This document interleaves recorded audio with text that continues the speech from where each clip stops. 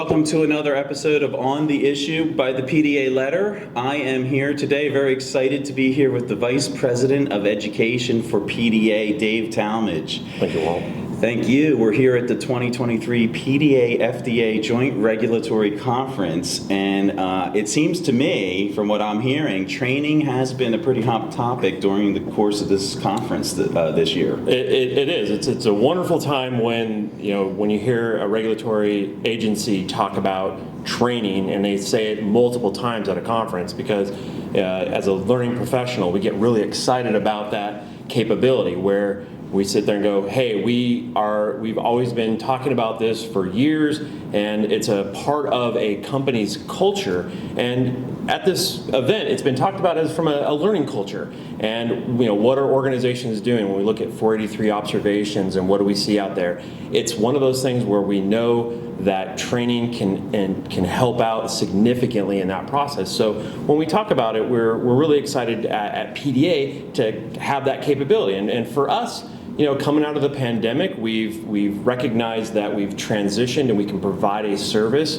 to everyone from an online virtual standpoint where people can sit in the comfort of their own home or their desk and get online for a couple-hour webinar or online training.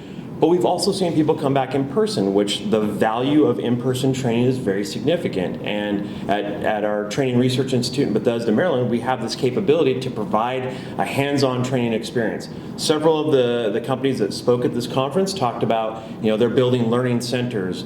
Thermo Fisher, Moderna, they all were talking about they have a space for people to train in. And if you don't have that capability, TRI has that capability, and it's wonderful for that. That's right. And one of the things I was thinking about, just to go a little off our script here, Dave, I hope you don't mind. You mentioned the 43. Is that the time I should start training my employees? We now have a warning letter, and now I'm going to invest in training, right? And that's a common thing that people say. They'll wait. We are a reactive industry, and we'd like to get to a proactive industry. So if you put the investment up front, that return on your investment will be, you don't have a 483. You have credibility in your training program as a part of your quality management system. You're preventing that from happening.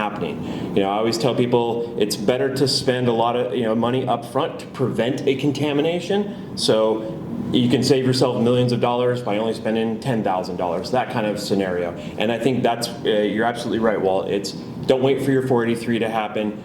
Have a good, robust system beforehand. So be a little proactive. So speaking about being proactive, why don't you tell us about, I know there are a lot of exciting things going on. Why don't you tell us about the future plans for PDA education? What do our members have to look forward to? So as we've talked a lot with people when we're out, be it at a conference or a workshop or any PDA event, we engage with the participants to ask them, what can PDA provide from a training perspective? And so one of the things that we're looking at is our expansion globally.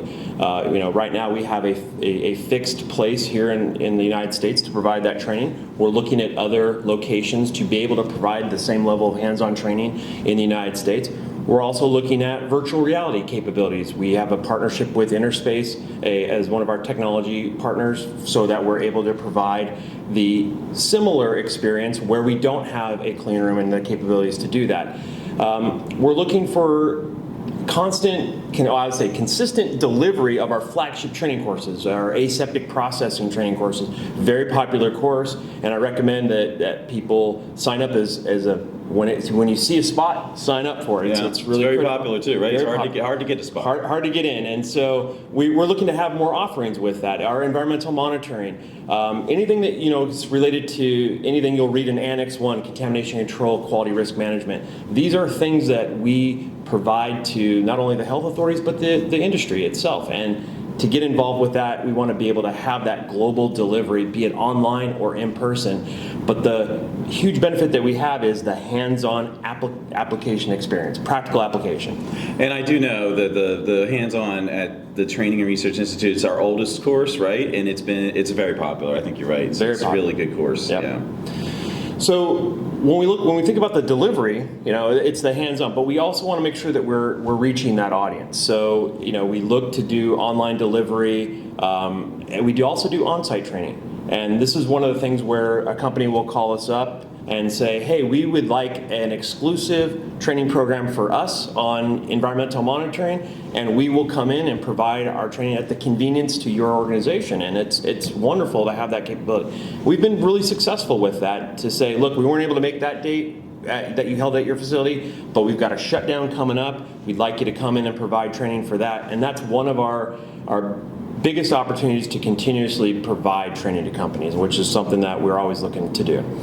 Now, with that, with all this global expansion, we're looking for additional trainers, and that's where we're always asking people to get involved. I spend a lot of time walking the floors at conferences, interacting with people that attend our training to say, hey, are you interested in becoming a trainer for PDA? We're always looking for people globally now to be able to provide our training courses, which is, we will hand you the keys to the training and say, hey, here you go, provide this PDA, world-renowned PDA curriculum. So the course is already done for them? The course is already done. And now are they volunteering to do this? It's volunteering would be wonderful, and we're also looking for volunteers to also develop and build the training content. We work with our science and regulatory department, through task force, interest groups, and whenever those topics arise, be it something that's coming out of a TR, a points to consider, we're looking to say, hey, how can we make that into training? How can that evolve into that? So we're always looking for people to actively participate